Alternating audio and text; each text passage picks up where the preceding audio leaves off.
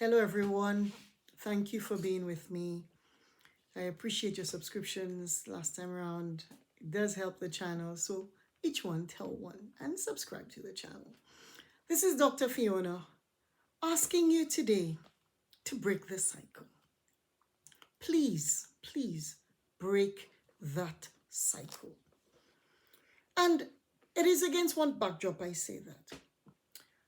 I am experiencing in so many different ways, so many different situations, what I see is learned helplessness.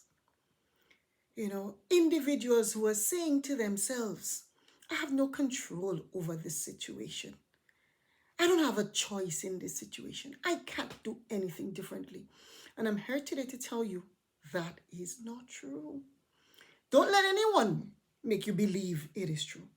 So I want you to break the cycle on poverty. You may have grown up in a family where things were tight, and it was okay for it to be tight. As long as there's love in the family, it's okay for it to be tight. But here is another opportunity for you to do better and break that poverty cycle by making the choices that's going to help you. And that brings me straight into education attainment.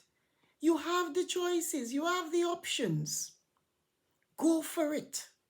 Have a progressive mindset and allow education, the attainments, working on your skill development, appreciating the talents that you have. And I'm not speaking about getting the highest degree possible. I'm speaking about making sure that you use your resources, and that's your mind and your brain, to help yourself to be successful and to be progressive. Let us break the cycle in families. Many of us may have grown up without a father figure in the family. For young men, we know that's a particular challenge.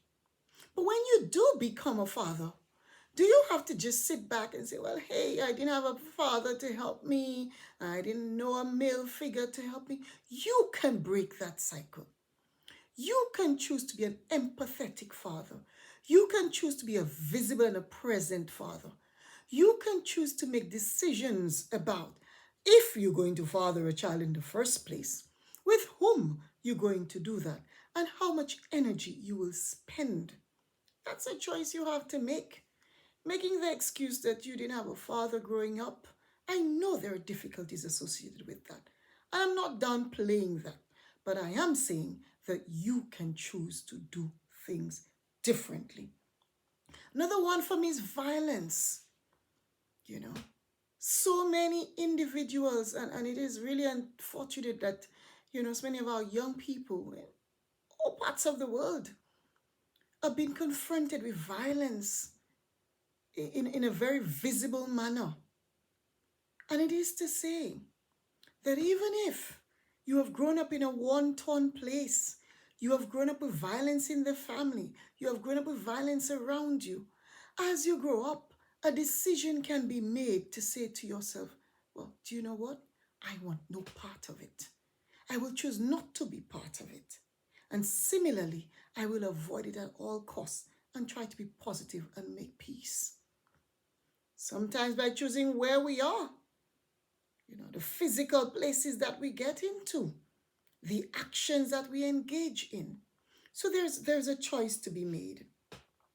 For me, the other one is really about the empathy within family situations in particular.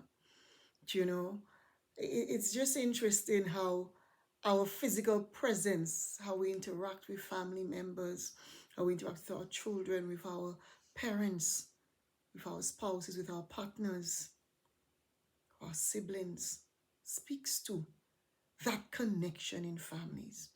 Some people may not have it, may not have grown up with it, may not have experienced it, but I'm still saying to you that you and I can make those choices that speak to a change in our behavior.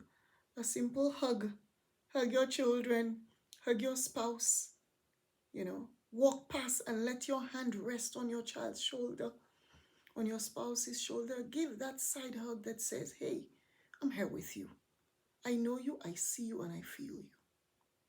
So for me today, it's really about making some serious decisions, making some purposeful decisions to break the cycle in whatever we may have experienced, and saying to ourselves, I can do this differently. I experienced it, I don't want to continue it. And so you and I get to make that choice to break the cycle in whatever way we were negatively impacted, and hopefully to pass on something stronger to others. This is Dr. Fiona, wishing you all the very best, thanking you for your continued presence with me. Hit that subscribe button. Each one, tell one, we appreciate it because we're trying to bring the positive vibes out there. Blessings, everyone, to you, to your family, to your plans, to your purpose in life. I thank you.